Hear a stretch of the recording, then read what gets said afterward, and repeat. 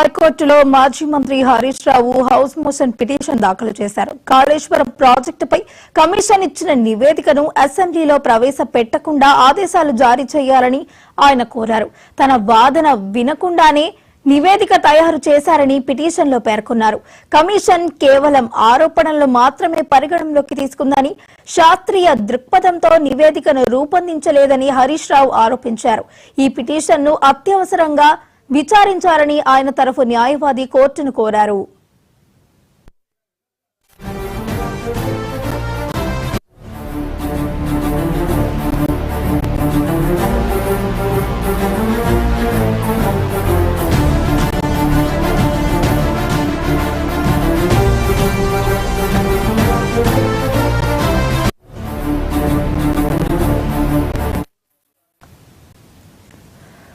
తెలంగాణ హైకోర్టులో మాజీ మంత్రి Harish Rao house motion petition దాఖలు చేశారు. కాళేశ్వరం ప్రాజెక్టుపై కమిషన్ ఇచ్చిన నివేదికను అసెంబ్లీలో ప్రవేశపెట్టకుండా ఆదేశాలు జారీ చేయాలని ఆయన కోరారు. తన వాదన వినకుండానే నివేదిక తయారు చేశారని పిటిషన్లో పేర్కొన్నారు. కమిషన్ కేవలం ఆరోపణలు మాత్రమే పరిగణనలోకి తీసుకుందని, శాస్త్రీయ దృక్పథంతో నివేదికను రూపొందించలేదని హరీష్ రావు ఆరోపించారు. ఈ పిటిషన్ను అత్యవసరంగా విచారించాలని ఆయన తరఫు న్యాయవాది కోర్టును కోరారు.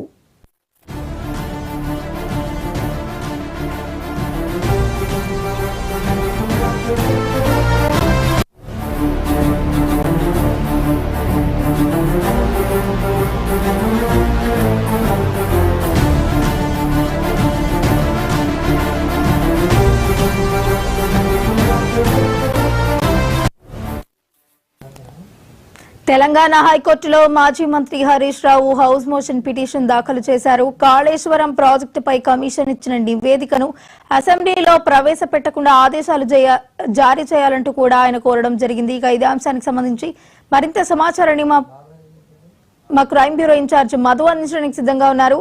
మధు, చెప్పండి.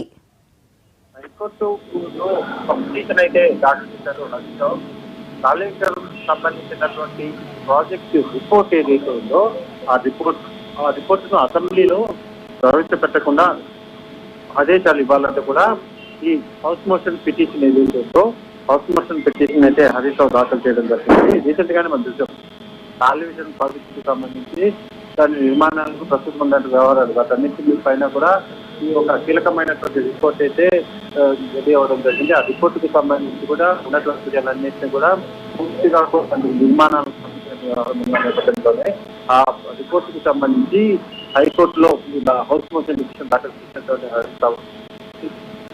కాళేశ్వరం ప్రాజెక్టు సంబంధించి అసెంబ్లీలో ప్రవేశపెట్టకుండా ఆదేశాలు ఇవ్వాలి అంటూ కూడా ఆయన హైకోర్టు దీనికి సంబంధించి ఎటువంటి ఆసక్తి ఇవ్వబోతుంది అనేది కాదు. ప్రస్తుతం దీని మీద రెండు వైపులా కూడా అంటే ప్రభుత్వం తరఫున కూడా వాదనలు, అదేవిధంగా హరీష్ రావు తరఫున రెండు వైపుల వాదనలు జరిగిన తర్వాత కీలకమైనటువంటి ఆదేశాలే హైకోర్టు ఇచ్చే అవకాశం ఉంది. Right, thank you Madhu.